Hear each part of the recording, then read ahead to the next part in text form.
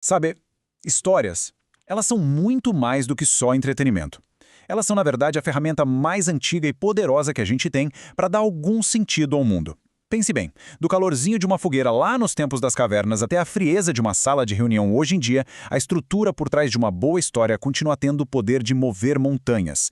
Vamos entender como isso funciona. Todo mundo conhece essa frase, né? Sobre como a vida é imprevisível. E ela é a isca perfeita. Porque por mais aleatória que a vida do Forrest Gump pareça ser, a forma como a história dele é contada, essa não tem nada de aleatória. Na verdade, ela segue uma técnica super clássica. Pois é, o nome dessa técnica é narrativa em moldura. A cena dele no banco do ponto de ônibus é a moldura que envolve a história principal, que é a vida toda do Forrest. Isso já prova um ponto fundamental. Por trás das histórias que mais nos prendem, quase sempre existe uma arquitetura invisível, uma espécie de fórmula. E isso tudo leva a gente para uma pergunta que é, assim, fundamental. Será que as histórias que nos emocionam há séculos, desde os mitos gregos até os filmes de hoje, são só um raio que cai por acaso? Ou será que existe um mapa secreto, uma fórmula universal para contar uma grande história? E a resposta, olha, é um sonoro sim! Existe uma fórmula. O mitologista Joseph Campbell mapeou essa estrutura e a chamou de Jornada do Herói. É um padrão que se repete em todas as culturas e épocas. Pensa em Luke Skywalker, Harry Potter, até no Simba. No fundo, todos eles estão trilhando a mesmíssima jornada épica. Então vamos simplificar. Imagina só como essa jornada funciona na prática. Primeiro, um herói, meio relutante, recebe um chamado para sair da sua zona de conforto. Aí um mentor sábio aparece para dar uma guiada. Ele cruza um ponto sem volta, entra num mundo desconhecido, e lá ele enfrenta testes, faz amigos e, claro, inimigos. Chega o clímax, a grande provação. Ele supera, conquista uma recompensa e no final volta para casa. Só que ele não é mais a mesma pessoa. Ele volta transformado. Tá, beleza, isso funciona para Hollywood. Mas e na vida real? Será que essa fórmula toda serve só para vender pipoca? A resposta é, com certeza não. Agora a gente vai pegar essa exata estrutura e levar da tela do cinema direto para a sala de reuniões. Olha só essa citação do Mauro Porcini da PepsiCo. Ela é a ponte que a gente precisava. Ele conecta o storytelling diretamente com uma das metodologias mais quentes do mercado, o design thinking. E qual é a palavra-chave aqui? Empatia. E o que é empatia, se não a habilidade de entrar na história de outra pessoa? Um exemplo prático disso é a Pepsi Spire. Aquilo ali não é só uma máquina de refrigerante, de jeito nenhum. Ela foi criada porque a PepsiCo entendeu a jornada do consumidor moderno. Um consumidor que não quer só um produto pronto. Ele quer escolher, personalizar. Ele quer ser o herói da própria bebida. A Pepsi só deu as ferramentas para essa aventura. E o motor por trás disso tudo é o tal do design thinking.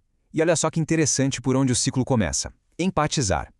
Antes de criar qualquer produto, antes de pensar em qualquer solução, antes mesmo de definir qual é o problema, o primeiro passo é sempre o mesmo: entender a história do usuário. As dores, os desejos, a história vem sempre primeiro. Beleza, histórias ajudam a vender produtos, entendido. Mas o poder delas, acredite, vai muito além. Talvez as narrativas mais eficazes são aquelas que as empresas contam para si mesmas, transformando a gestão do conhecimento de dentro para fora. E isso não é modinha, não é hype, os dados mostram isso claramente. A pesquisa acadêmica sobre o uso de storytelling na gestão do conhecimento simplesmente explodiu nos últimos anos. Isso mostra uma mudança fundamental. O mundo corporativo finalmente está sacando que histórias não são habilidades leves, são ferramentas de gestão super estratégicas. É exatamente isso. A gente está falando de usar histórias de um jeito planejado, formal mesmo, para capturar e transferir o ativo mais valioso de uma empresa, o conhecimento que está na cabeça das pessoas. Mas, na prática, como é que isso funciona? Basicamente, as histórias têm duas funções que são, assim, cruciais para uma empresa aprender. Primeiro, elas organizam o caos. Pegam a experiência de um funcionário e transformam em algo estruturado, codificado. E segundo, elas disseminam esse conhecimento de um jeito que as pessoas realmente lembram, muito mais do que um manual chato ou um slide de PowerPoint. E o resultado disso tudo é gigantesco. Pensa bem, histórias simplificam o que é complexo, melhoram a comunicação, extraem aquele conhecimento que não está escrito em lugar nenhum. Com isso, as decisões ficam mais inteligentes e as equipes aprendem com os erros e acertos dos outros. É uma cultura de aprendizado que se fortalece. A gente já viu as histórias no cinema, nos negócios, dentro das empresas, mas até onde isso vai? Qual é o limite? Qual é o tamanho máximo que uma história pode alcançar e moldar o nosso mundo? E a resposta é a escala de um país inteiro.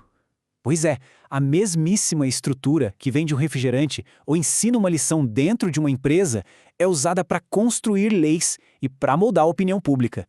A gente está falando das poderosas narrativas políticas. No fundo, uma narrativa política é exatamente isso, uma história. Ela apresenta um vilão, que é o problema, explica de onde ele veio, ou seja, suas causas, e oferece um herói, que é a solução proposta. É a ferramenta mais eficaz para transformar um problema social super complexo numa trama simples, fácil de entender e principalmente persuasiva. E a receitinha do bolo é quase sempre a mesma, olha só. Primeiro, o problema é definido de um jeito bem específico. Depois, uma causa é apontada, criando um culpado, um vilão claro. E por fim, uma solução é apresentada como se fosse a única saída lógica para aquela história. É uma estrutura toda desenhada para conseguir apoio e neutralizar quem pensa diferente. E aqui que está o pulo do gato, a parte mais importante. Essas histórias são muito mais do que só discurso. Elas são o mecanismo que a nossa mente usa para transformar o caos da política e dos problemas sociais numa história que faça sentido. Elas criam um roteiro que não só simplifica a realidade, mas também justifica as decisões que são tomadas em nosso nome.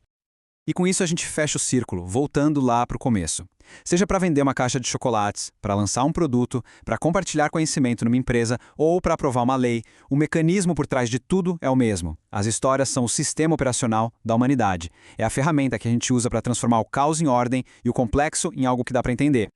E tudo isso nos deixa com uma última reflexão, talvez a mais importante de todas. Se as narrativas são tão poderosas assim, moldando o que a gente consome, como a gente trabalha e até as leis que nos governam, a pergunta que fica é: será que temos consciência das histórias que nos contam todos os dias? E mais importante ainda, na história de quem nós estamos escolhendo viver